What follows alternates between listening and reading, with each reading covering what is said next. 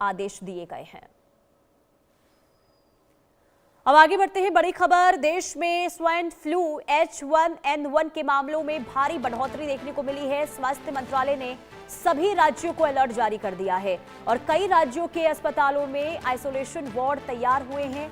दिल्ली में 2 बहनों की मौत की खबर, 3 दिनों में 2 जानें गई हैं। मौतों के आंकड़ों पर दिल्ली सरकार का अलग दावा है। बुजुर्गों और बच्चों को विशेष सावधानी बरतने की सलाह दी गई है। बुखार, खांसी और सांस फूलने पर तुरंत जांच के निर्देश दिए गए हैं। दवाइयों का पर्याप्त स्टॉक बनाए रखने का भी आदेश मिला है।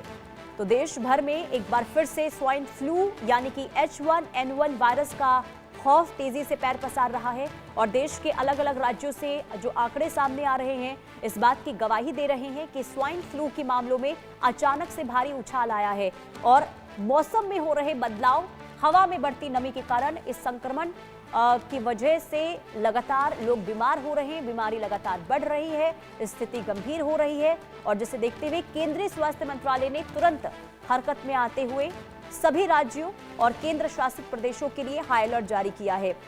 इधर अस्पतालों में ओपीडी से लेकर इमरजेंसी तक फ्लू के लक्षणों वाले मरीजों की कतारें लंबी होती हुई दिखाई दे रही हैं। सरकार ने सभी प्रमुख सरकारी और निजी अस्पतालों के आइसोलेशन वार्ड तैयार रखने और टेमीफ्यूल जैसी जरूरी दवाइयों का पर्याप्त स्टॉक हो, इसके भी निर्देश दिए गए हैं। और स्वास्थ्य विशेषज्ञों का ये कहना है कि इस वायरस का सीधा असर जो है वो सांसों पर पड़ता है, सांसों की नली पर ये हमला करता है और इसलिए ये बेहद तेजी से एक व्यक्ति से दूसरे व्यक्ति में फैलता है।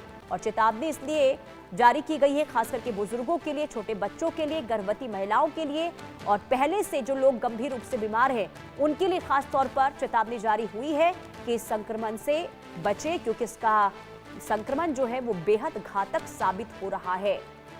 अब सरकार ने जनता से अपील की है कि घबराने की जरूरत नहीं है बल्कि एहतियातन कदम उठाएं, सावधानी बरतें। अगर तेज बुखार हो, गले में खराश हो, खांसी और गले में किसी भी तरीके से कोई दिक्कत होती है तो आप तुरंत डॉक्टर से संपर्क करें और इसमें ज़रूरी ये हो जाता है कि आप एहतियातन तौर पर कदम उठाएं और छोटी सी बीमारी को आप नज़रअंदाज ना करें।